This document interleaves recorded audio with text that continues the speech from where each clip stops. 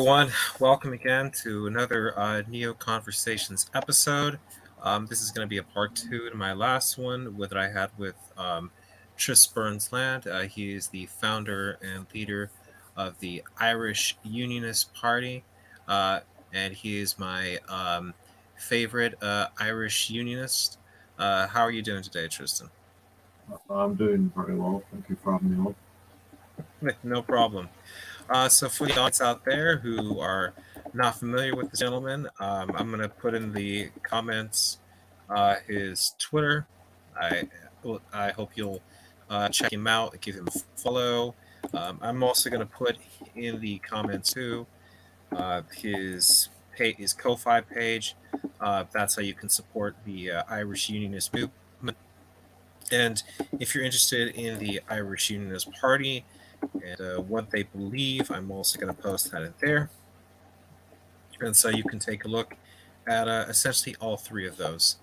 So, Tristan, let's get to talking because my, you have been very busy recently. You've gotten a lot of traction going. You've had numerous different interviews on different outlets. Numerous people have been reaching out to you, wanting to speak to you. Talk to the audience a little bit about that. Give us a rundown. Yeah, uh, it all started because the guy from Kilkenny People, their newspaper outlet in Kilkenny City, um, he came to me for an interview because they had previously done a wee article on me and the movement. And while the paper interview went out, got pretty a massive amount of traction for being one of the first newspaper outlets to actually first print us. And then soon after, Kilkenny Radio reached out for an interview, and well, sort of blew up after that. Been a bit, it's been a bit hectic over the past few days because we've had quite a lot. I actually had to turn down some of the offers due to them just being too many all at once. Believe it or not, but yeah, it's been Well, that's a pretty. great problem to have. You know, you've got so many offers. It's like, I'm sorry, I can't get to you guys all at one time. I mean, that's a pretty good problem to have. Yeah. Uh, a big one that's came out recently is that we might be on RTE soon enough. RTE Radio, which is it's, it's a big name to be able to get on. Yeah, so RTE, that's kind of like the ROI's version of the BBC, essentially. Yeah, Okay, that's really impressive. You know, I'm really happy to see your movement growing and headed in that direction. I'm sure my audience is also very happy to see that because it's really important for us to support your cause. But you've gotten a lot of good, decent traction going, and that's been really great to hear. You've also sadly been recently been getting some nasty threats too. I mean, apparently there was a person who on Twitter essentially said that they need to adapt a song essentially to change it from shoot the boer to shoot the unionist. I mean that's a bit concerning. I'm sorry. Have you been receiving more veiled threats like that? yeah. I know that I check every social media at least 3 times a day, so I checked a lot of the party because I have separate social medias from my private ones. So I checked the party Facebook. Uh, we got a lot of video calls from people buying LA profile pictures of them, sort of people that would go to those sort of INLA marches in the Republic of Ireland. Uh, I had I had a video call left to me where he basically said that he saw me, and I'm not going to say the town name, but he said that he would uh, kill me if he ever saw me. Um, and I've been having quite a lot of those issues of late, but it's nothing to really overly worry about. Um, but yeah, it's been a bit of an issue. Well, definitely sorry about that. I mean, it's just again the seems that there are a lot of Republicans in the ROI who don't believe in freedom of speech, and free. This is concerning, but that's that's unfortunate to see that sort of thing, which is obviously uncalled for, and I'm sorry you're getting that. But I'm really happy to see also too that you've been getting a lot of traction. I mean, you've been getting tons of different interviews and stuff like that. What's the interview that stood out to you the most so far that you had a really good time with? I think it was definitely the Kilkenny radio one, to be able to talk to an important man like that, and for him to, because the whole thing was whenever he first came to me, he instantly said, we're not here to make a big argument about it. We're just here for you to tell us what you think and to just lay it all out there for people to understand. And he was very nice about it. And even though he could have totally just, disregarded all my opinions and totally just ran me through the mud, but instead he was very nice about it, and we were able to get probably the best interview out of them all. Um, but yeah, the Kilkenny radio one, that was a very good interview, I think. Well, definitely glad to hear it. That's it's good to that you've been getting that kind of traction, stuff like that. It's good to see that people are more interested. Have you had more people request to be members, more people reaching out to you with questions and stuff like that? Like not on the not like on the interview journalist sort of thing, but like more just people that are interested now in what you're talking about, Irish unionism, reunification with the Commonwealth. Yeah, I've had quite a number of emails and a bunch of friend requests and everything, and people messaging me. It's been a bit difficult to get to everyone at once because, well, I have to send out an email to each one. But we've had Republicans come up. I was offered to actually come on to two Republican podcasts um, because they wanted to just hear what I had to say, and they found it very interesting, some of the points. I've had a lot of, we actually had a few new members because of it. Some people joined and got some very good contacts out of everything because we've had some pretty important people reach out. So, yeah, the interviews have massively helped people find out about us and to actually get interested in the movement. Uh, so, yeah, it's been pretty good. Well, definitely glad to hear it. I want to show the screen, share the screen with the audience, because want to essentially uh, bring up an interesting video of your advocacy going on and bring it up right here.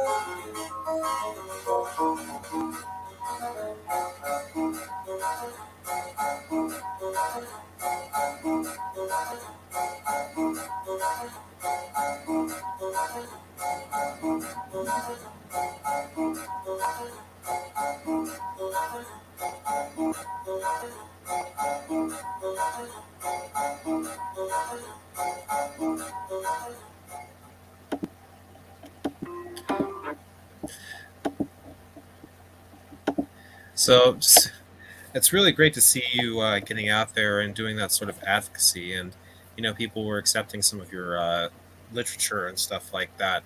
Um, what's some of the stuff that you've got on your literature? What have you been really trying to get people going with, and to uh, get people attracted to the Irish Unionist cause?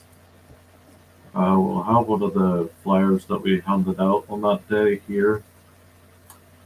We had emphasized the point that if there was to be a unionist party, it'd be a proper opposition party to the Republic, and it wouldn't just be another party that would follow the narrative of being pro the Republic. It would actually be a proper opposition. Uh, we emphasized that the Gaeltacht and the orange communities on the border need to be more have to be paid more attention to, because in Donegal we have people's houses falling apart. In Monaghan we have people getting, and then in Cavan we recently had a person get sectarianly abused so much that they ended it, and all that. We put in there uniting the Isles, because that is our aim, is to have a fully united British Isles, because I think only with cooperation between England, Scotland, Wales, and Ireland can we actually make it there onto the world stage, instead of bitter tribalism where we just split each other apart. Um, we have put on it to leave the EU, because we don't believe that the EU is massively in the interests of Ireland, due to foreign companies, especially in Leitrim, taking all the money from the land, not taking care of the natural land, and just leaving a wasteland of a field behind, because they don't properly maintain their actual business structures, because they can just buy up a new plot of land and sell off that land cheaply. And there's a few other points there, but we also stand against abortion, because abortion is murder at the end of the day. But those are just some of the issues that we put on our wee flyer there. Well, I'm really glad to hear that you're taking a stand against the abortion. I mean, it being legalized, anywhere, and it obviously being a very contentious issue in the Republic of Ireland.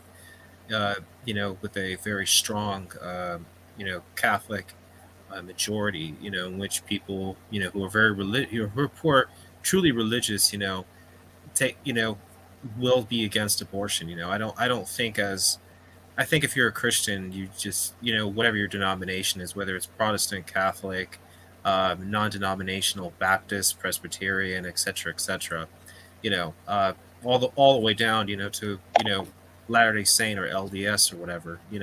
If you're a real Christian, you would definitely be opposed to abortion, and it's. I mean, because I don't see how the teachings of Jesus Christ or of the Bible in particular at all can be compatible whatsoever with having a pro-abortion stance. And so it's important because you have other parties in the Republic of Ireland, the ROI, like who have just like Labour and Sinn Féin, and and I kind of laugh when I say this, the Workers' Party of Ireland, because it's kind of funny to say that, but you have all these like sort of like left wing or leftist groups who are lockjaw behind a practice that is a violation of the unborn and their and or I mean it just reminds me of what Dietrich Bonhoeffer said. Dietrich Bonhoeffer again was um, a member of the Confessing Church in Nazi Germany, and he was persecuted and eventually killed by the regime. He talked about about how a society, you can judge a society and how they treat their children, and any society that would be okay with abortion is a society that needs a lot of fixing. It needs a lot of God. It needs a lot of prayer, but it needs to obviously return to respect, valuing the right of the unborn, valuing the rights of our children. I mean, our most precious gift. You know what I mean?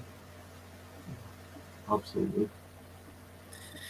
And it's good that you've got that position. There's other positions that I'm not completely familiar with because again I'm not from the Republic of Ireland or Ulster, so I'm an American. So there are things that that you see, that you experience, that I don't know, because I think I myself, I think when you say, "Oh, abortion," okay, everyone across the world can understand that, because it's a universal thing, But you've talked about some of the issues in, the Republic of Ireland with regards to land and to development and to stuff like that. Will you kind of talk over why the status quo in the Republic of Ireland has failed to, to deal with that?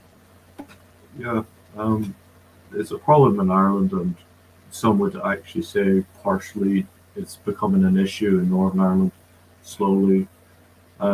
it's very much so because it's all centralized. Everything like economically and all that is all always focused on the capital, which would be Belfast and Dublin. Now, with Belfast and Dublin, there's a very controversial thing where in whenever they were building all these houses during the whole Celtic Tiger boom, uh, they built these houses around the country, which a lot of them were not properly built, and there was over 300,000 houses, uh, massive housing estates, whole entire brand new built towns that were just left to rot because of the 2008 crash. So that is one of the massive issues, which you have just these massive just wasteland houses in the middle of nowhere in Ireland, because they didn't have proper planning permission or anything for those due to corruption in the Dáil, which there's plenty of. Um, and then you have the issue in Donegal where you have people's houses falling apart. And I'm pretty sure it's not just Donegal that has this issue. I'm pretty sure Leitrim has the exact same issue with some of their houses where you have building blocks that were made were not properly, they weren't properly listed off. They were just cheap. Half of them were defective blocks, and they just said, we'll use them anyway. And this was all during the Celtic Tiger boom. So now in Donegal, you have this movement. I forget the name of it because I'm not particularly good with names. But the movement is at the moment, like I think it's like once a week, protesting with these major protests around the island, just calling for um, Dublin to put some money into Donegal because these people's houses, like literal walls, are falling down off the house, and Dublin has just refused to listen to the rest of the island. And it's a major issue within Irish politics. It's always Dublin gets the final say, and no matter what happens, it is the same issue of abortion is that Dublin got the final say because they get the vast majority of the voting power. So it's always that issue of Dublin gets final say, and it's not good. Well, it's kind of like all roads lead to Dublin, and everyone else gets left out in the cold, it seems, you know, which is unfair because the fact of the matter is that um, it seems to me like maybe the leadership are intentionally trying to break down the historical unity of Ireland, in that what the British did in helping develop the island and connecting all the different areas together. Uh, the Republicans have been successful in their efforts to essentially try to put the seat of power uh, in Dublin, and to essentially say that, hey, we're in charge. You get your stuff from us, and essentially putting the development in the wrong areas, and development like you've just talked about that is not fit for really long term, and not fit for human beings. And it's unfortunate, because you know the Republic of Ireland, Ireland, Ulster, all that region, could be a great place for people to live, raise their families, and it should be, and that's obviously what it. But of course, with the leadership, in the Doyle, it's about politics. It's about necessarily taking care of the people out there. And that's why it's important for people like you to get out there and be active, because if republicanism is failing to really deliver what the people of of that island need, whether it's in the north or the south, then there needs to be a new way, and that's what unionism is. Because because I just don't. I see, like, what has republicanism really done in Ireland?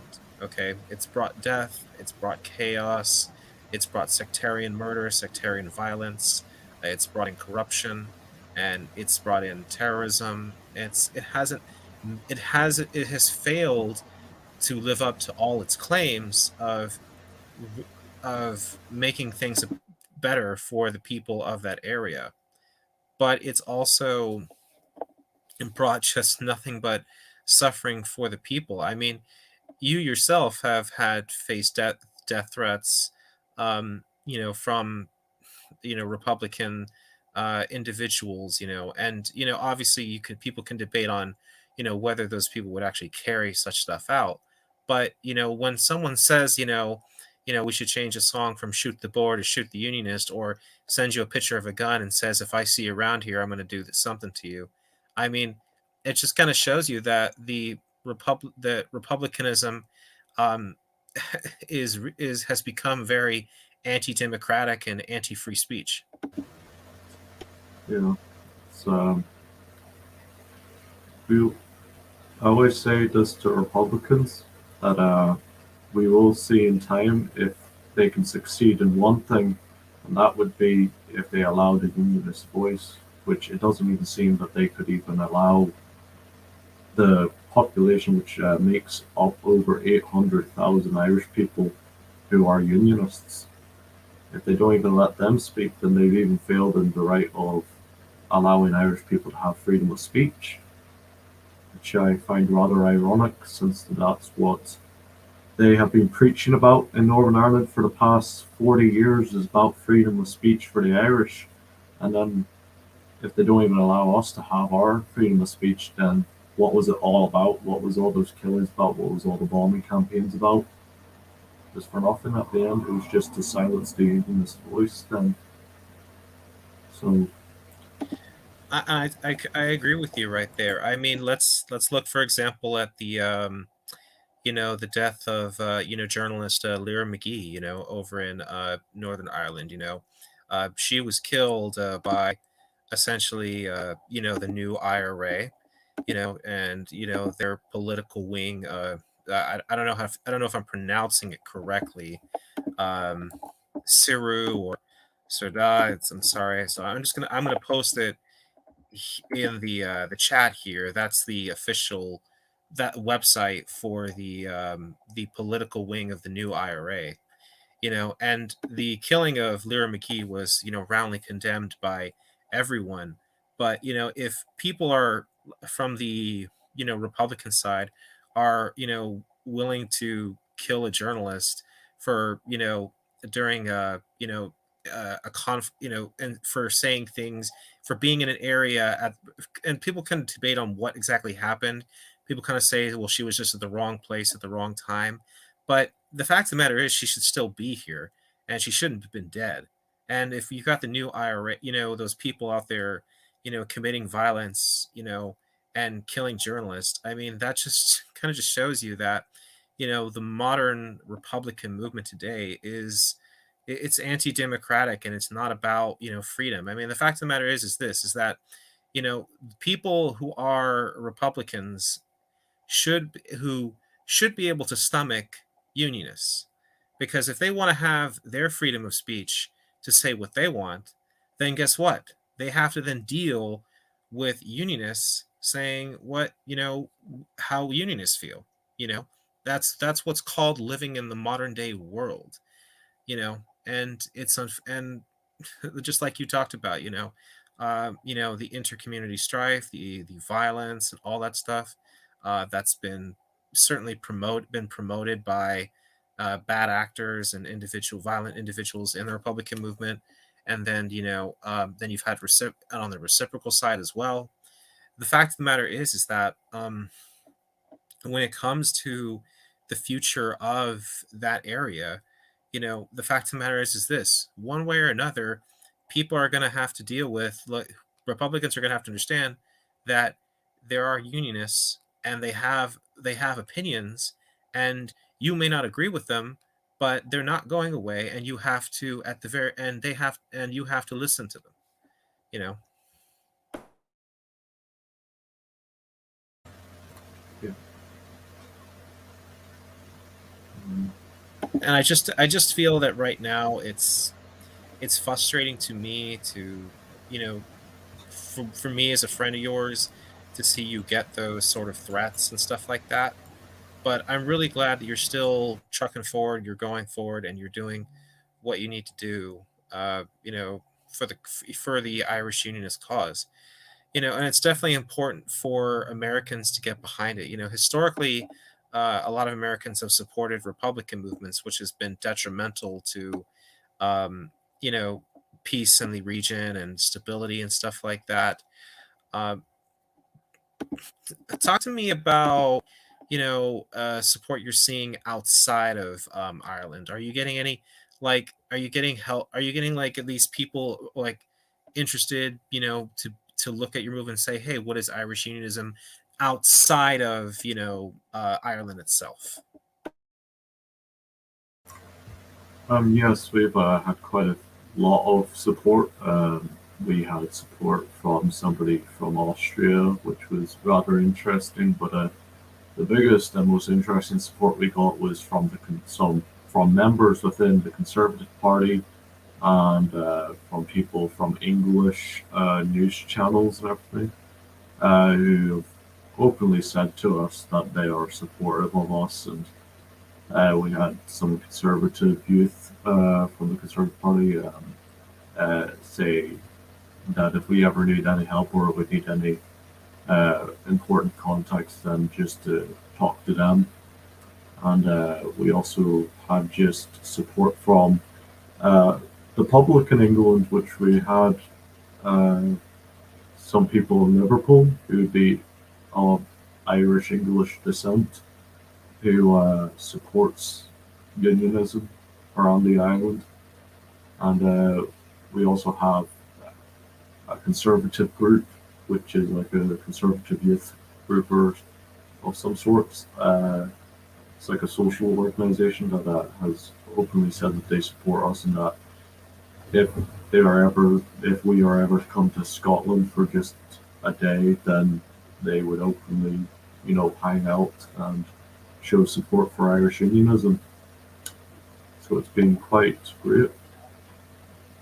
That's really good to hear. Really happy about that. I mean, back over here with my advocacy with neoconservatism, I've been talking to people from Saudi Arabia. I've been talking to people like yourself from Ireland.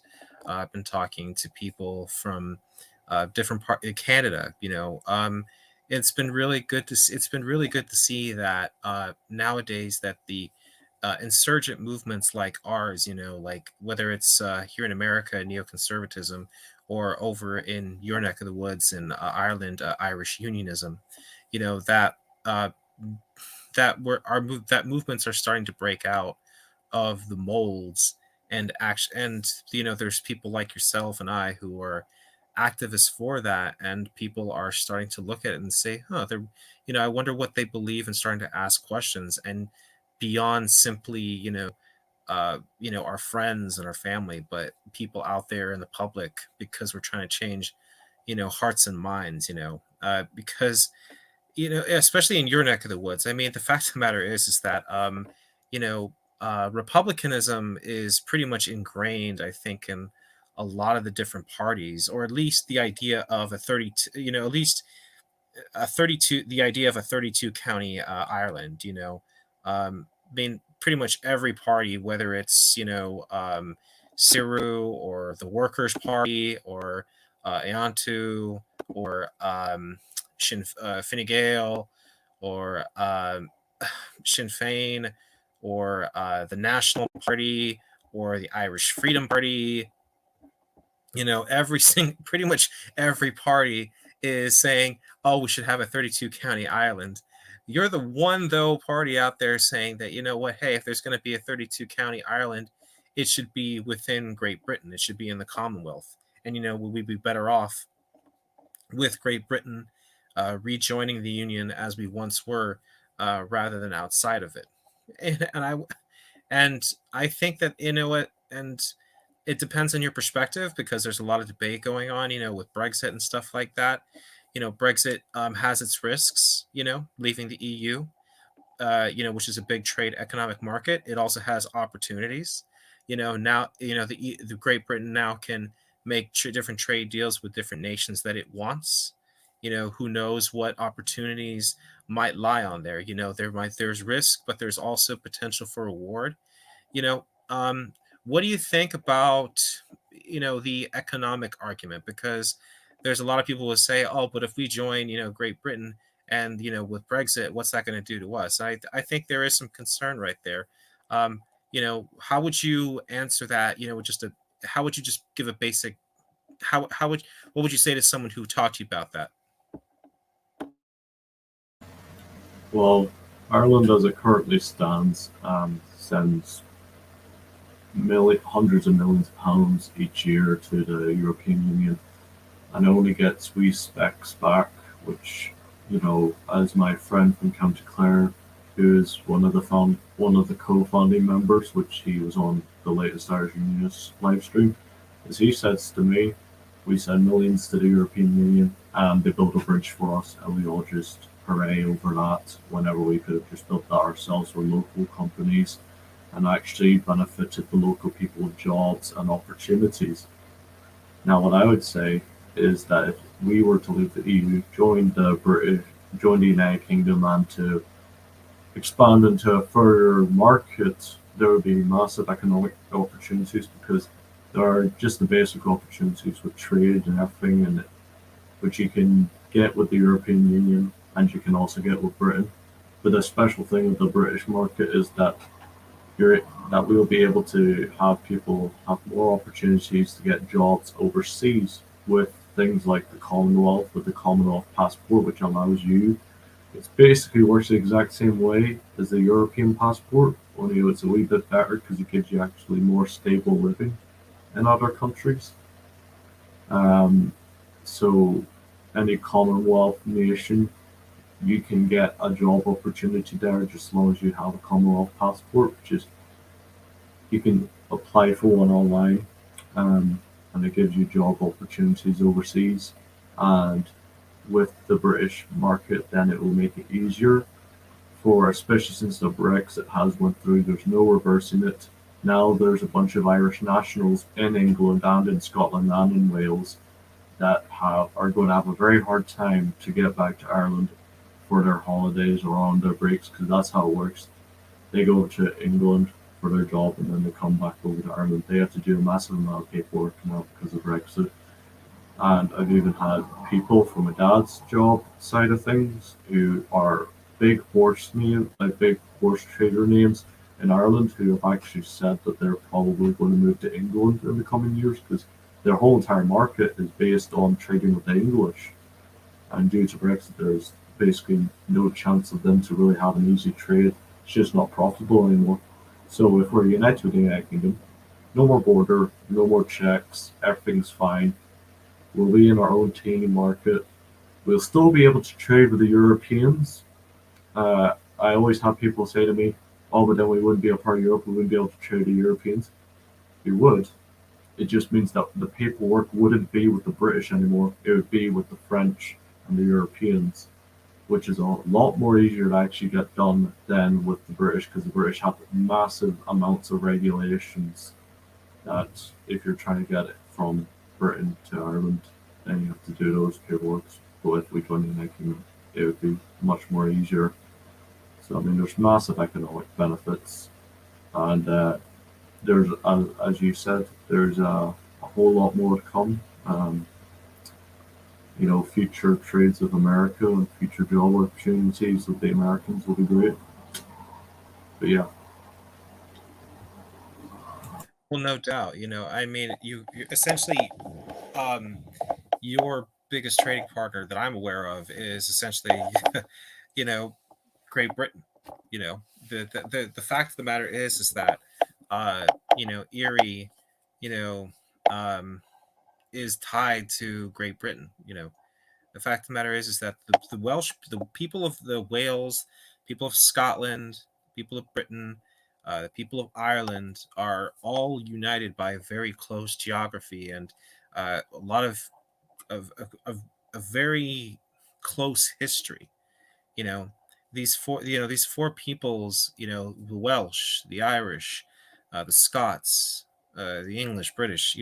They're all, it's all one. It's all different peoples, but in one united kingdom. United by a common purpose, united by a common destiny, united by a common future, united by an air, a common identity too, if you will.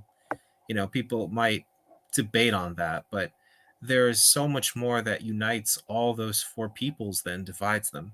And it's sad to see Republicans try to exploit those divisions and try to essentially create problems. But I like your answer though about the EU though, because it's not the thing of the fact of the matter is that in the Republic of Ireland now there is some growing Euroscepticism, going on. The idea that, maybe, we can trade with, the EU, but we don't necessarily want to be in the EU with, them writing our laws and stuff like that, and having to make decisions in which we abrogate our national identity to uh, essentially for a government of peoples that are, from different countries, who essentially, who could potentially make the rules for us, deciding what goes on when they're not even necessarily from our country. I mean, if you want to be part of that sort of partnership, that's your business. That's not my, but that's certainly not what I would do. We in America, we're very happy about our national pride. We're very happy about the fact that, we decide our future for ourselves. And the fact of the matter is, you see, there is some growing Euroscepticism growing in, the Republic of Ireland. The National Party, for example, and the Irish Freedom Party.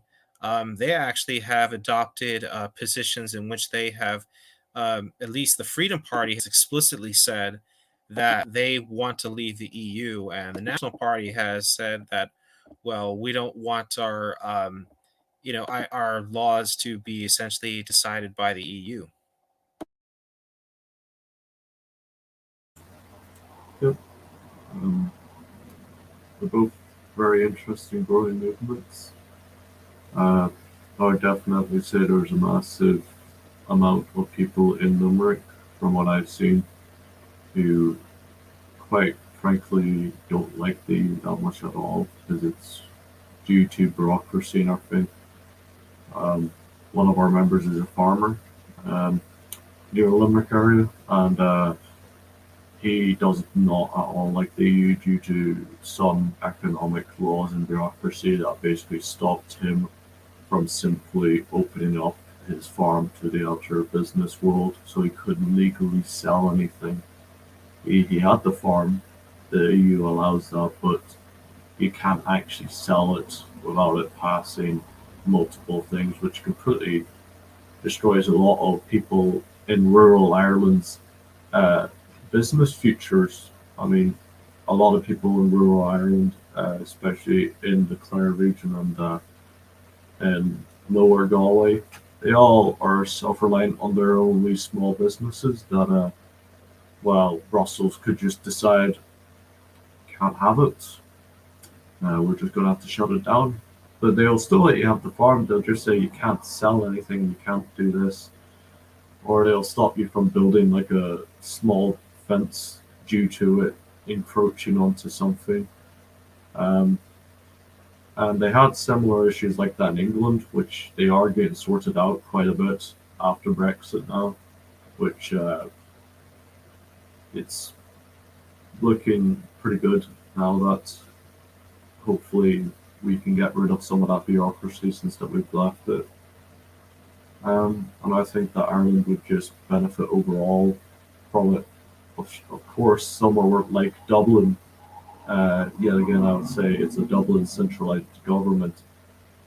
People in Dublin are highly pro EU, and people in those sort of touristy big cities are massively pro EU because all they have is to gain, which is why you have housing estates getting knocked down in the streets of Dublin. The whole entire housing estates is a massive issue in Dublin, where houses are just getting knocked down, and instead in its place they're just making a brand new hotel to give into the EU market, and it doesn't benefit the local Irish one bit.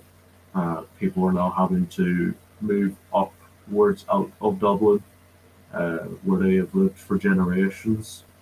And instead, now they have to go off to even more ridiculously high rented houses which have been built again to try and take as much out of the European market and to profit off it without any care for the local population whatsoever. And it's even an issue even in places like County Leitrim where I had went in the summertime. I talked to a lot of the locals, and a lot of them were telling me about the rent on some of those houses, and they said that they had to come up from Dublin, all the way from Dublin all the way to Leitrim, all because their houses got knocked down, so they moved to this new house, which they had to pay a stupid amount of rent for because it's built for European tourism.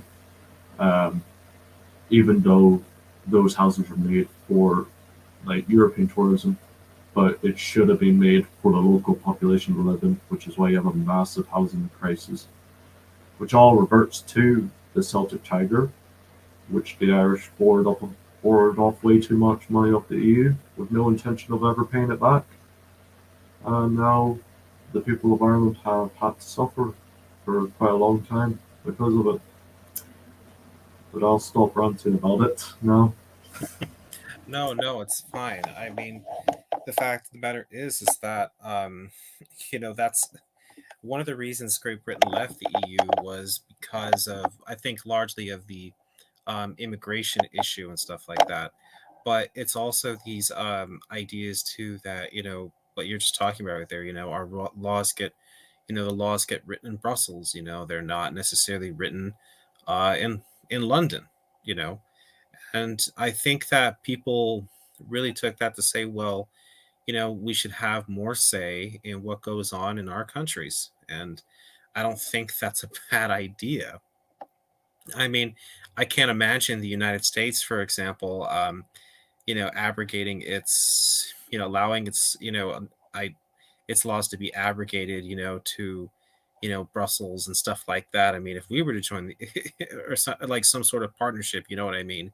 Because like it's kind of different from NATO, in which no, in the NATO is just an alliance of nations in which NATO we partner up with other people to challenge and meet existential threats, but no one decides the fate of the other. That's kind of different with the EU, in which the EU is essentially sort of a uh, Europe united. European, essentially a European state, if you will. You know, and if someone wants to be a part of that and join that, hey, I mean, I'm not gonna if like if Germany and France and whoever wants to remain in that partnership, and that's best for their interests. All right, that's your decision. I'm not going to, but think about those who say, well, maybe we're a bit skeptical of this. Maybe it's not a good idea. And you already talked about, how it necessarily hasn't been the best thing for, your area, and it's being a part of Great Britain, the Irish Unionist cause, you know, bringing the Republic of Ireland back into the United Kingdom, united with, once again with their Welsh and Scot and English brothers and sisters, would have massive opportunities, rather than being outside of that economic partnership. Um, I also want to talk about, besides the economics, let's talk about some let's talk about some other issues too that the Irish Unionist Party is going to have to face politically. Um, so let's talk about essentially some principles of the party, because we've kind of discussed the perspective of the EU and things like that, and your position on it and stuff like that. But there is there's a lot to talk about. So let's, if you want, if you're willing, let's talk about immigration. What would be a policy for the Irish Unionist Party, for immigration? What would it be? Just what would your stance be on that? Well, we have a pretty simple sort of view on immigration. We talked about the issue in Limerick whenever I was sat down with most of the Limerick branch, at the time. It has since grown double the size since we last met in Limerick. I plan to go down there in a couple of weeks. But we sort of discussed about the issue about immigration because it has become quite an issue in Ireland uh, with a lot of illegal refugees, like illegal immigrants coming in. But we decided that the simple solution is allow legal immigration into Ireland because the way legal immigration works is you go for the paperwork and you have a reason to be in the country. You're bringing in something into the country with a job. Like my mother, she is a legal immigrant. She came in here with my dad for her. My dad brought her over here for job opportunities and everything. And we have no issue with legal immigration because we're benefiting both ways. Where with the Polish over Northern Ireland, we sent over a lot of Northern Irish nationals to Poland, to where you have now a lot of Northern Irish communities, you know, or Irish communities in Poland who are bringing stuff over to Poland. And then the Polish have done us the offer back where they have given us workers, which provides the people of the nation opportunities. And I'd say this, I would say basically the simple same stance needs to be taken in Ireland.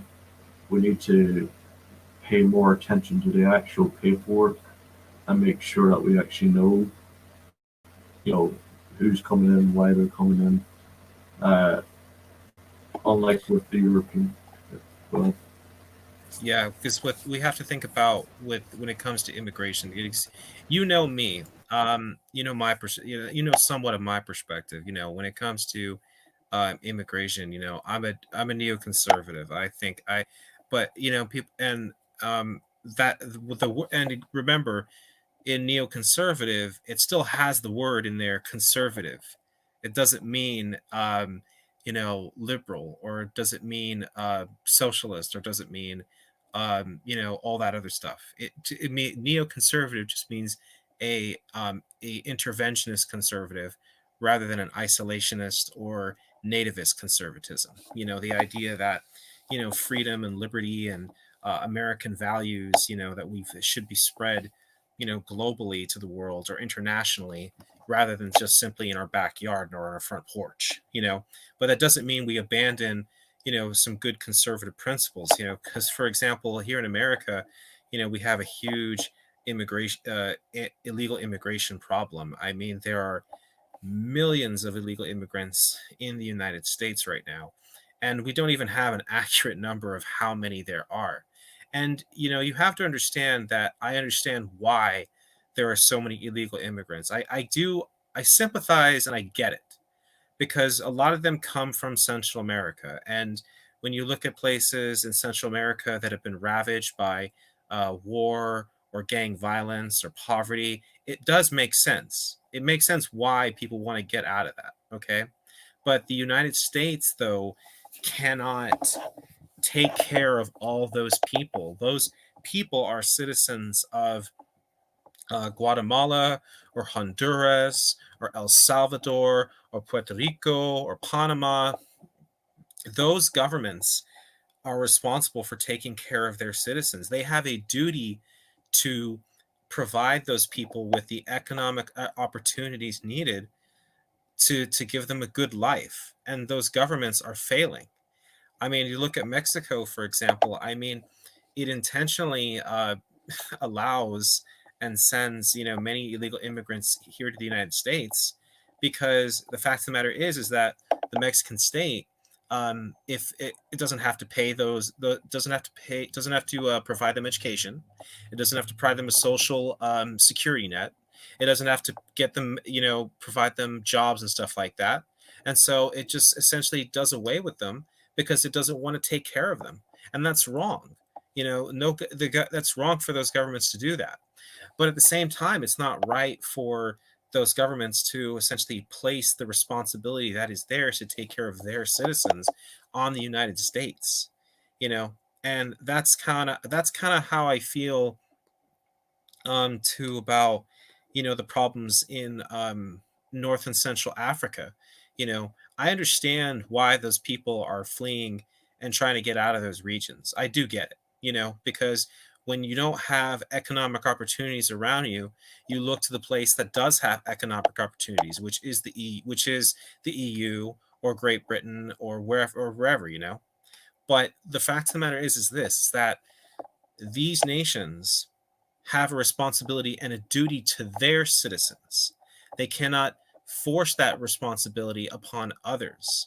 And so it is right for it, and it's moral for nations to have a rational and reasonable immigration policy in which they say, all right, look, we're going to have these standards of immigration.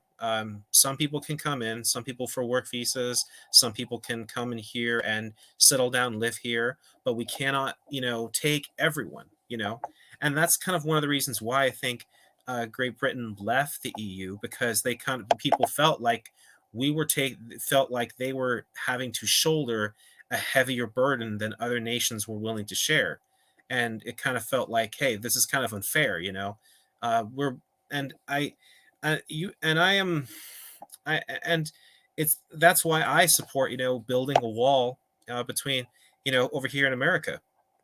People think, oh, neoconservatism, that sounds Trumpy. And no, building a wall to help curb illegal immigration is a reasonable and rational policy, and that's been talked about for years. You know, and it's not wrong to do that. It's trying to say that, look, we in order to have if you to have an immigrate legal immigration, you have to have set standards and you have to have a real policy. If you can't just have open borders, and that's one of the reasons why Great Britain really left the EU, because I felt that people were concerned about, look, this we're shouldering too much of the burden, and other EU states are not taking in their fair share, and we kind of feel like we're getting the having to do more than others. And I so this is why I'm different when it comes to refugees, because you and we've talked about Afghanistan before, and I just said for the Afghan refugees, look, um, right now our goal is just to get them the heck out of Afghanistan from the Taliban, because we know what's going to happen if they stay there. So with refugees, I'm different. I'm like, look, we need to get them out of there, because those people are trying to kill you. It's kind of like, with Rwanda. You're not going to argue at the time, oh well, paperwork and stuff like that, when people are literally trying to kill those people. But the thing is, though, is that when it comes to immigration, though, that's another matter altogether. Immigration and refugees are different. In the place of Afghanistan, right, where the Taliban were literally going off and just killing all the former, Afghan soldiers and Afghan police that had worked with us. That in situations like that where people's lives are at risk, yeah, you get those people the heck out of there and you get them to safety, because I'm not going to have someone's death on my conscience like that. You know what I mean? But when it comes to immigration, though, that's another thing. If someone is an economic migrant, that is not the same as a refugee fleeing murder and genocide and persecution. That's a totally different animal. And so it's good to hear your policy on immigration, because different parties, have different perspectives. The Irish Freedom Party and the National Party have really strict immigration policies. The Workers' Party is much, open border style immigration, and Fine Gael, Sinn, and all those other guys. I don't really know. I don't really know what their immigration policy is. But it's important, though, for an Irish Unionist party to have an immigration policy, and one that understands that, look, we respect the rights of refugees, like our Afghan allies trying to get the hell out of Afghanistan, but we also respect the people here who have a responsibility to take care of first, you know in terms of job opportunities and in terms of housing. And then once we help ourselves, then we can help others. You know what I mean? So now that we've discussed, your kind of your immigration policy, at least a basic idea of it. Let's talk now about a tax policy. If you have one set up, what do you have any idea? Have you set one up yet of what an Irish Unionist Party tax code might look like? Right, like That is one of the main subjects that we're still quite debating on within the Irish Unionist Party due to everyone having very different views on that issue. But we do all agree on that rent is, taxes and rent in the Republic of Ireland has gotten way out of hand because the living, in comparison with a house in Northern Ireland to a house in the Republic of Ireland, you will have a two-bedroom house with one kitchen, one living room. That's it. This is an example of a house in Drogheda. That place for that house, two-bedroom house, one bathroom, one kitchen, one living room. That house would cost you around 800 to 700 euros a month of rent, which in comparison to the north, a house with six-bedroom, four bathroom, two living room, that would be in the same price range as that house in Drogheda. That's why there's a lot of people who come up here and they will say houses in Northern Ireland are just so cheap in comparison to the Republic. So we haven't particularly discussed in the party just yet. We haven't finalised it just yet. I'm going to wait till we have it all sorted out before I say anything overly major about it. But it is an issue that needs to be seriously tackled in the Republic of Ireland because at the moment Northern Ireland is honestly it's honestly like a joke at this point in comparison.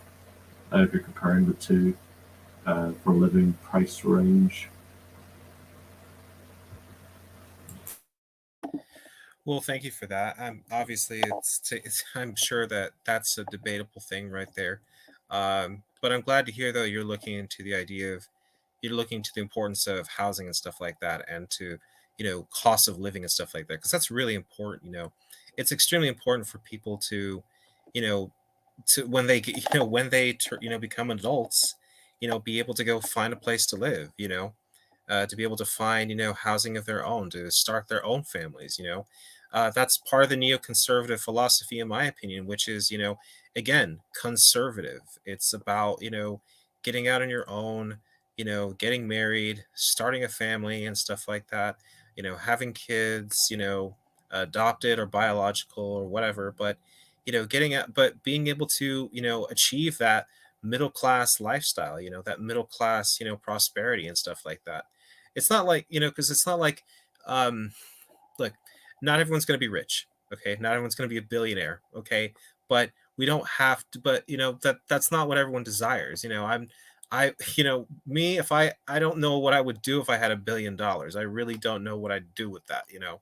But do I want to have my own house one day and have a decent standard of living? And yeah, I do. I want that, and and what, the country I live in needs to ensure that economic conditions are such that I can have that.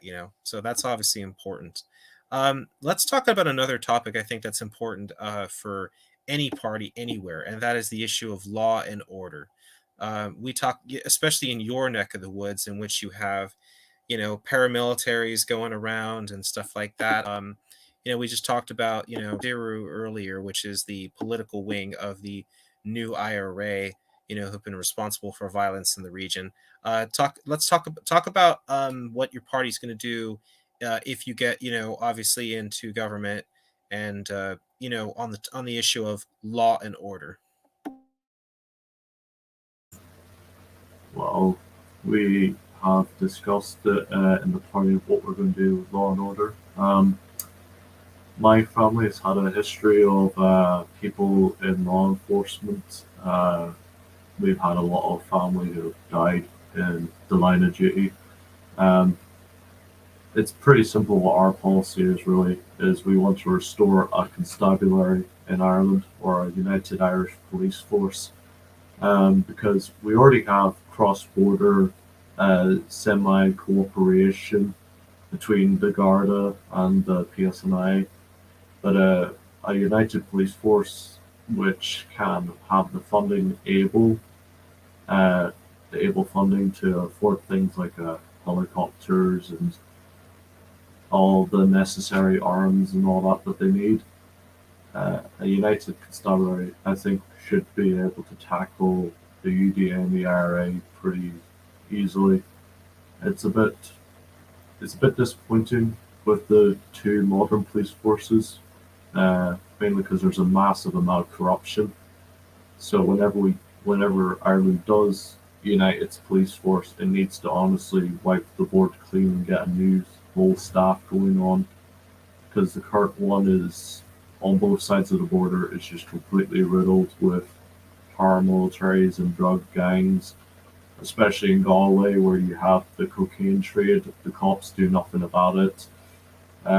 You have the drug trade coming in from Amsterdam that the police in Dublin would do nothing about. So we do need a brand new constabulary that has the capabilities and the tools given to them to have their job, be able to do their job right. So that's our policy on it. Well, that's really important because the Garda have obviously failed to really promote, in my opinion, law and order. And then there's the PSNI, which is the I think it's the police service of Northern PSNI PS Service of Northern Ireland, right? Police. That's what it is. Okay, so when it comes to those issues that you've talked about, drugs and stuff like that, I think that's a really big topic, to talk about because, um, people like the National Party and the Irish Freedom Party talk about law and order, but the thing of the matter is that I don't know what they're going to do about that if they're essentially, pro essentially in a way, you know, pro Republican parties because they what does that mean when you have Republican paramilitaries like Siru, the new IRA and such, committing violence, in that area, and then you have then on the opposite spectrum, the crazy spectrum, the Workers' Party, who are talking about, oh, that we have to do, we have this, the police are just systematically racist, and we have to turn them all into, wonderful little comrades, who are going to be, like working with little local committees and such like that. I mean, I'm looking at their principles right here, and some of the language that they use just like screams like cringe communism. It's just like, oh my gosh, no thank you. Like, I think that's why Irish unionism is so important because um Irish Unionists were the backbone, like in ensuring law and order in the region, against Republican terrorism, but also against just basic criminals. You talk about the Royal Irish Constabulary, which were the police of the region, who were, brave and loyal, Irish citizens of Great Britain who, protected their neighborhoods and protected their homes and protected their regions from, not just, Republican terrorists, but also just from criminals and such like that, the criminal element who are out there, and that's again, that's what I harken back to from my American perspective of neoconservatism. Neoconservatism, again, conservative. It doesn't mean like what you see among the really liberal left here, which is, oh well, all crime is based socially and we have to be, soft on them. They wouldn't be criminals if it was for the environment. No, some people are just nasty. Some people are just awful. Some people are just mean. And what happened to victims' rights? What happened to victims' families? I mean, the fact of the matter is that we've seen far too many people, push for policies that are about, that are more sympathetic to the criminal than they are to the victim of the criminal. I mean, I'm more than happy to help former criminals, abandon their ways and get back into, the communities and be productive citizens, but not at the risk of public safety to the point where literally, we're slapping people on the wrist for very serious offenses. And you talk about drugs in your region.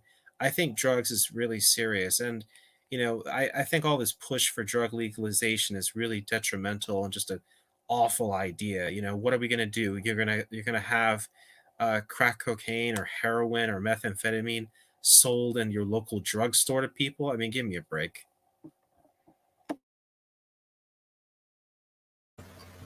Yeah, there's a lot of talk of drugs like marijuana getting legalized over here, which I hope doesn't happen. Mainly because I've seen what it does to people. I've had a few friends who have just went completely off the end because of the drug marijuana, which is now being imported from places like Holland, which is, thanks to the EU, is overly easy to get drugs into Ireland from. That is another massive issue. The EU is the massive drug trade that has just been very simplified thanks to the free movement. Uh, but yeah, drugs. I'll never understand why people would want drugs like that legalized. Maybe it's just the lack of teaching of it in Irish schools. Um, but yeah, no, it's not a good thing. But yeah. No, absolutely. The whole push for drug legalization is just such a bad idea. I'm somewhat okay with the idea of some form of decriminalization to help addicts, but not legalization. That's different because you might push for some form of decriminalization in order to get an addict right and get them into some sort of help, because you don't want to throw an addict into prison surrounded by real criminals, which is rapists, pedophiles, murderers, you know. But you don't want to go the path of legalization, because then that just says, okay, well now, everyone can do this drug and stuff like that, and they can do it in their homes and their or in their neighborhoods. I mean, people talk about, oh well, they like marijuana legalization, in my opinion, has been pretty bad for America, and I mean, more all the lots of left leaning people and libertarians talk about, oh, how it's so great, but you know people who live in the neighborhoods where this is going on, they I hear nothing but complaints about it, and me too. It's but I'm glad to see that to hear about your party's perspective on law and order and combating the illegal drug trade. And I'll actually DM you a good book to read about fighting the drug trade and such like that. I mean, you're pretty busy. I don't know if you'll have time to look at it, but there's always audiobooks. um, but I also want to get another point for your party. Positions. So we did talk about this early in the stream. What is the Irish Union's position on abortion? We talked about how it's just unchristian and and just evil from a Christian perspective. What is the Irish Unionist Party's gonna do about abortion? What's their policy? Well, abortion is a major issue in almost all Western nations in Europe at the moment. It's a massive. It is actually a massive issue in mostly Eastern Europe, from what I've seen from the statistics, where there is a stupid amount of abortions happening. And the problem with abortion, right, because a lot of these people don't understand how horrific it is and why most of these abortions are actually happening. Um, a lot of these abortions are needless. Like it's just needless killing and their life. It's all because most of the time it's because the person, you know, didn't bother having some sort of protection or all that. So a lot of these killings are just needless, and a lot of these doctors who have to perform these horrific uh, procedures, a lot of them just have to. A lot of them have actually quit their job over it. I've heard quite a few cases of doctors quitting their job over how horrific of a procedure it was. And I'm not going to go into details of what happens, but I would definitely say that people need to understand how horrific of a thing it is, especially since that most of these abortions are happening needlessly, all because couples just couldn't be bothered to you know use some sort of prevention, like something to prevent it from happening. Um, and I think it's as somebody whose family members once talked on the issue, and I uh, heard a case of a woman whose partner wanted it to happen, but then she gave her opinion on it, which was she says it was absolutely a horrific idea and it was needless. It was just because most of the times because either the partner doesn't want it and then the other partner has to do it at that point. And to promote that by legalizing it damages Irish relationships and it damages social standing on things. And it just is overall a horrific thing to even like contemplate of legalizing. And I'm very sad that it had been legalized in Ireland. Though that I think it should have not at all been legalized. I think it was a horrific idea. And I would actually really like for there to be a second referendum on the issue in a couple of years' time to have the chance to get rid of it.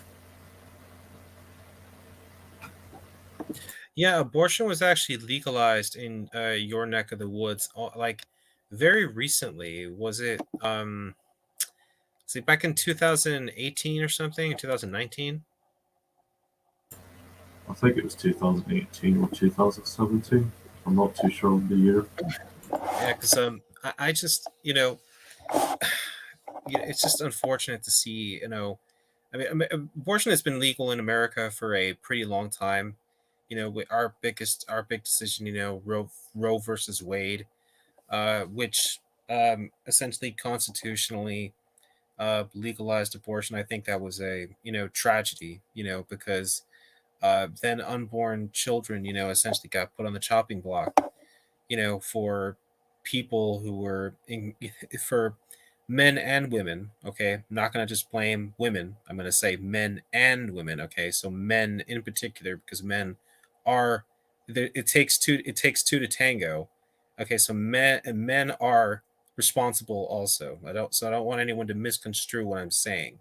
Men are clearly also responsible for this. Okay, you know, but when men and women do like engage in like wrong sexual behaviors, uh, and outside of marriage and outside of a relationship, you know and have children, and they're not ready to have children, and they're like it's just awful to see that the child suffers and is snuffed out of this world before they even had a chance to live. And it's just downright awful. And that's why I'm you know I'm happy that here in the United States that we at least now have a conservative Supreme Court. We've got a good number. We've got six conservative Supreme Court judges. So obviously it's a big hope for anti-abortion activists or individuals like myself, who want to see abortion banned. And that's one of my things right there. I want to see it banned. I the only case that I could ever say that an abortion should go through is is if like um is in the case of rape.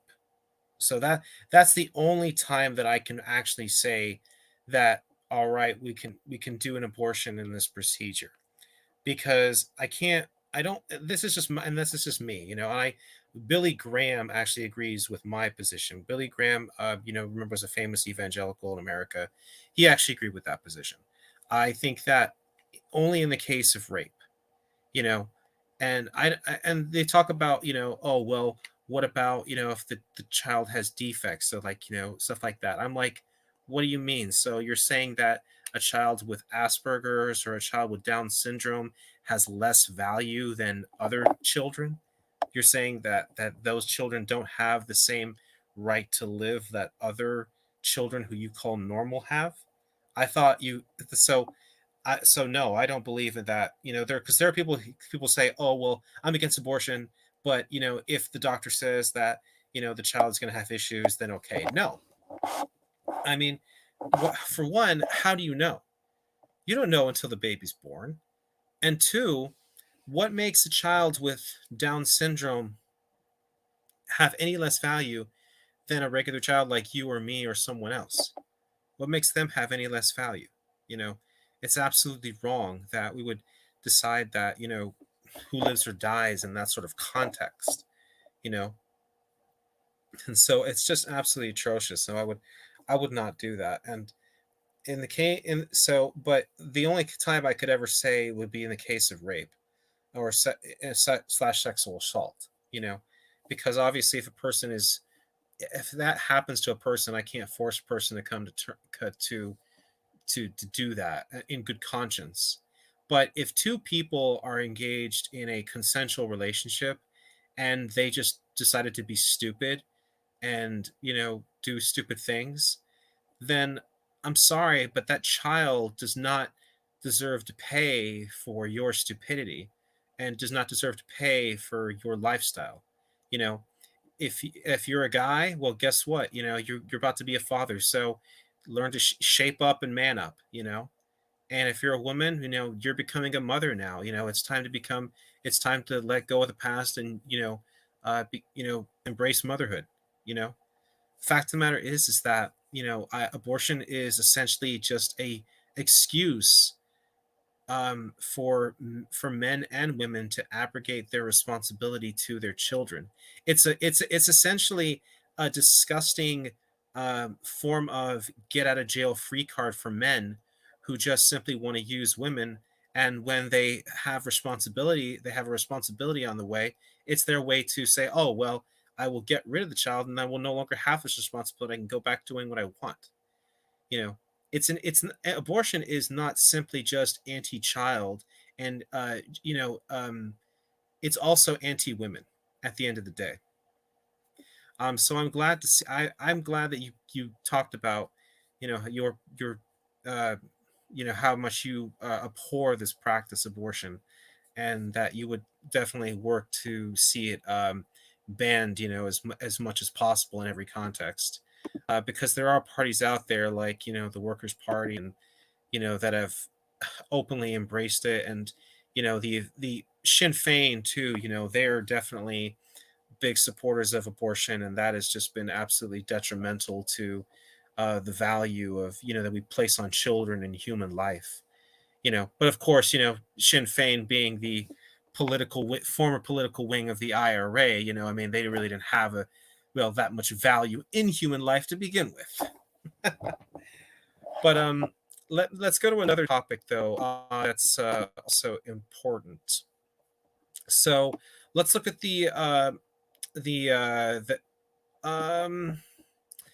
we're coming about an hour and a half actually, so I don't want to go 2 hours. But so so I was thinking, so you can choose the last topic to discuss, the health service, or carbon slash emissions and stuff like that. An energy policy. So health policy or energy policy. Pick which one and discuss. I'm going to pick the health policy just because my family has a history of helping out working with the health service in Northern and Southern Ireland. Um, with the health policy, in the Republic, there's a big difference between the Republic and Northern Ireland, and I think almost every Republican always says that this is the one major thing, unionism, and they all admit it. Sinn Féin has admitted it, the SDLP has admitted it, Northern Ireland has this massive advantage over the Republic with the health service, which is we have free health care. In the Republic, you have to pay to first get seen to, then you have to pay for the next action, and then the action after that, uh, which can lead up to people having to pay like €80 just to be seen to, and then having to pay up to a few hundred to actually have the procedures done. My one of our members who has to get a medical prescription has to pay a lot of money just to get that because the state has given them two options: either you take it or we'll put legal actions against you. Which then at that point the state is forcing you to pay for it. Otherwise, the state will, you know, put legal action against you. And there's a lot of issues with the Irish health service like this. Meanwhile, in Northern Ireland, you can just go to doctors; it's free, no matter what. I have had plenty of things that I had to go in for surgeries and everything, and I always had a very good experience with the NHS. No issues. Everything was free. Whenever everything's done, the NHS just like that's it. Hope that you're all right now. And I think that would massively benefit just the average person in Ireland, without a doubt, if there was a free, like, national health service, with like the rest of the British nations, to have a free health service in the Republic of Ireland. I think would be the biggest benefit to everyone, and they're just to their everyday life. Well, that's understandable from your perspective. Because again, the even the Tories, in the United Kingdom, being conservative, they're never going to get rid of the health service, the NHS. That has pretty much been very popular, and it's probably going to stay. Um, Here in America, I'm not necessarily a fan of the idea of socialized medicine, and I don't think anyone does because we know what happens, in when it comes to socialized medicine, historically, but I think that, having a public option, though, is a good thing, because you want a private sector option. People can then choose their healthcare, and they can choose what plans they want, or they can choose not to have healthcare, or they can choose to go to this doctor or that doctor, and then obviously get different prices and quotes and stuff like that. But it's also good to have a public option in which people who may not be able to afford, a private healthcare plan can still, go in and get the services they need, because it's the fact of the matter is that you don't want to walk into a doctor's office anywhere and get told, oh well, you don't have health care, so we can't treat you, or you don't want to have, or unless you're having an appendicitis emergency where you're literally bleeding internally, well, we can't really help you. No, I do believe in the idea that if you go to a doctor's office and you go to the urgent care or something like that, you should be seen, and set you up with a reasonable payment plan, set you up, or even sometimes even no cost, because if the healthcare industry can make billions of dollars, they can afford sometimes to make some services at no cost, like, and the fact of the matter is that here in America, we can definitely reduce the costs of healthcare, by, but again, it's a very debated topic though here though. I mean, I know that I know the fact of the matter is though, in your neck of the woods, the NHS is not going anywhere. People like that. They like to be able to go to the hospital and get the services they need, free at the point of delivery. Well, let's see. We're hitting about the 1.5 hour mark. You know what? I'll take a risk. Let's go to an hour 45 minutes, or an hour 40, so about 15 more minutes, because I do want to ask one more question too. And this is important because again, I am a neoconservative, and you are on a neoconservative kind of show. So when it comes to we've discussed abortion, we've discussed law and order, we've discussed immigration, we've we've skipped over tax. Briefly described a little bit of it. We've discussed the healthcare. We've discussed economic policy for your party and stuff like that. We've gone over some good information for what your party believes in for different points, like healthcare, the economy, immigration, law and order. Now let's go into the foreign policy aspect. So when it comes to what's going on in the world today, you know me, I'm a neoconservative. I want the United States to stand firm against Vladimir Putin in the Ukraine. I want the United States to be involved back in Afghanistan, helping the Panjshir resistance fight the Taliban. I want to be involved, with I want the United States to be involved in the Republic of Ireland and in Great Britain, helping combat, paramilitary violence and stuff like that.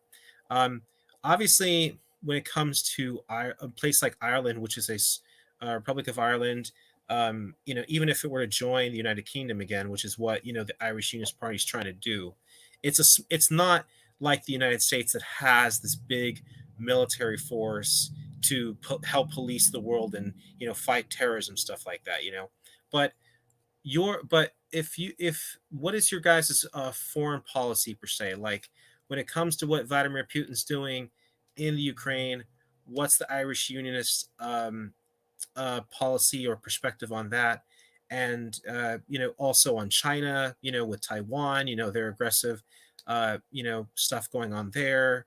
And then you have Afghanistan, in which you have the National Resistance Front and the Panjshir Resistance still fighting the Taliban and Al Qaeda. And then you have, in the Middle East too, you got, Bashar al-Assad in Syria. And not just that there though. You have here in America too. We have our own insurgencies now. We've got the communist with Antifa, causing violence. In South America, if you look at Colombia, I mean, my God, like Antifa elements are just running wild down there, and then you've got, it's just insane. So give me, you don't have to, obviously I threw a lot at you, so you don't have to answer all those because that's a lot, and you probably don't have a policy position on all those things. But I guess let's go with the big actors. Let's go with Putin and China and Afghanistan or Iran. And so let's what's the Irish Unionist policy, foreign policy, for those bad actors? Well, my family has had a deep tradition of being a lot of Southerners coming to join the British Army. My family has had a long history of working with the army.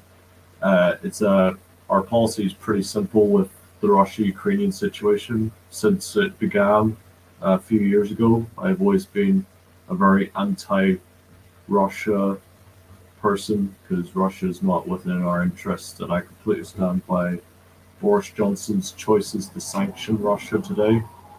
I think we could be doing a wee bit more. I absolutely do think we need to intervene in this situation because Russia has sent troops into the Donetsk and Luhansk region, which is Ukrainian territory. They have literally invaded this morning.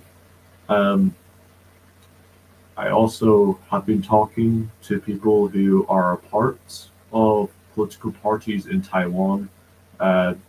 They are big supporters of the IUP, and these Taiwan people I've been speaking to. My policy is pretty simple on that, which is that Taiwan is a rightful independent country.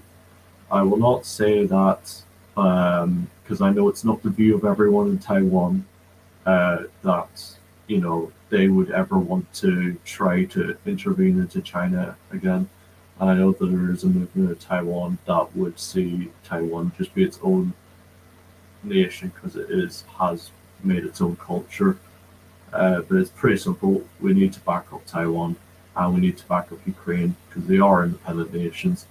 And these two big superpowers, these two big bullies, have been threatening us with all-out war at every corner that they have. They were threatening the president in previous years with war in the China Sea. These nations are run by outright dictators. And I do not understand in the West how there are these shills to these nations' leaders. Like you'll have people that would back up putting them these. They act like if they're not dictators, that is what they are. You also have in Belarus, there's a dictator there. And he openly admitted it on live television. He says, I am a dictator. And that was his response to why there's not more freedom and democracy in Belarus. And I think it was an utter tragedy, and it is an utter tragedy, just like what happened in Vietnam, which was a massive tragedy, which left hundreds of thousands, only now it's millions.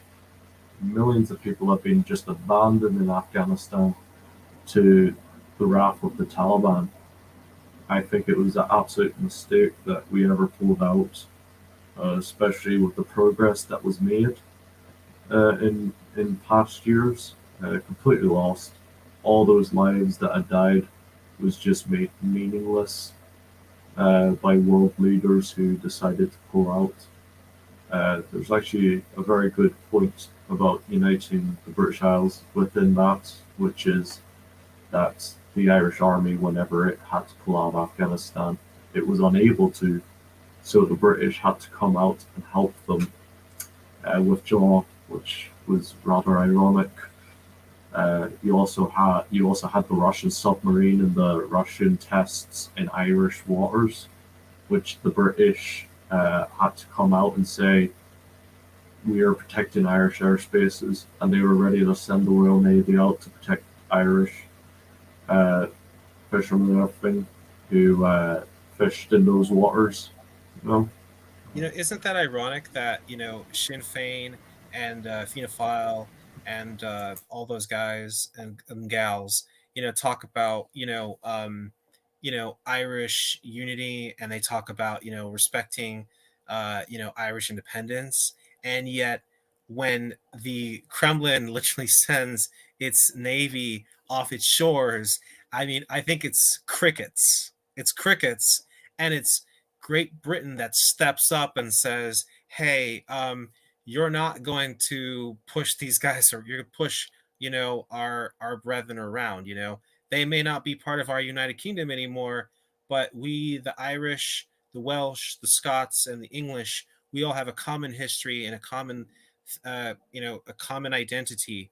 And we're going to stand up for you. So it's you're actually more. So when those people from Sinn Fein or whatever, who kiss the CCP's feet, and because let's not forget, okay, that there was a Sinn Fein MEP, that in the European Parliament that abstained from condemning uh, from the vote condemning what China was doing in Hong Kong, and that there were other MPs that expressed solidarity with the CCP, like let's see, Sinn Fein MP Chris Hazard or Liam McBur. So it's so funny how Sinn Fein talks about freedom, and and yet the fact of the matter is, though, is that they are such you know they are such cowards when it comes to the CCP, the Chinese Communist Party, and such cowards when it comes to the Kremlin, and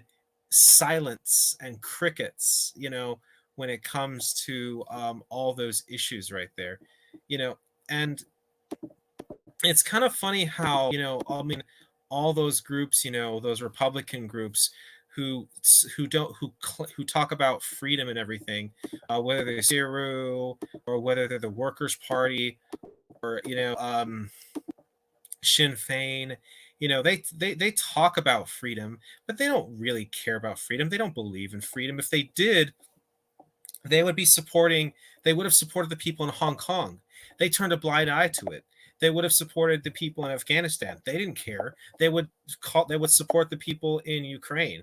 But crickets once again, and not just crickets, but they're also saying, oh well, it's not really our concern and stuff like that, despite the fact that the Kremlin literally sends its navy off your shores to do tests and to do drills and stuff like that, and and literally you guys just do nothing. And that's why you're so important, Tristan, because we talked about this before. The Irish unionist movement is needed so much in that area, because you have to have a an Irish Unionist Party that stands against abortion, an Irish Unionist Party that actually believes in freedom of speech, that stands up for people, against real aggressors and terrorists and stuff like that. An Irish Unionist Party that is about law and order, okay, and about combating drugs, not about appeasing drug dealers, and letting criminals run loose in the streets. An Irish Unionist Party that's about providing a standard of living for the people that in that area, to actually have a middle class existence. An Irish Unionist Party that is about having a sensible immigration policy, not an open borders policy. Helping refugees, but making sure that its citizens get priority help. And I really support what you're doing. I really hope that you keep on trucking, man, because what you're doing is extremely important. You are totally based, and the work you do is amazing. I mean, just good job the whole way, because you're doing awesome stuff. Um, and I'm also going to highlight real quick again to my audience. Okay, please go to this gentleman's Twitter, follow him, subscribe there. Go to his Ko-fi, subscribe to is giving him subscriptions, or send him a one-time donation, and definitely go to the Irish Unionist Party on Twitter. And so Tristan, definitely, I'm wishing you luck, and please, yes, keep going on a platform for your party. Keep getting that activism out there. You have my support. Okay. All right. Thank you. No problem. All right, everyone. So we're going to close out here. Again, neoconservatism stands up with our Irish Unionist brothers over in the ROI, or in Ulster. It's time for the people of Wales, of Ireland, of Scotland, and of England to all unite as one people in one united kingdom, ladies and gentlemen. V for victory, and you neocon action. You all have a good one.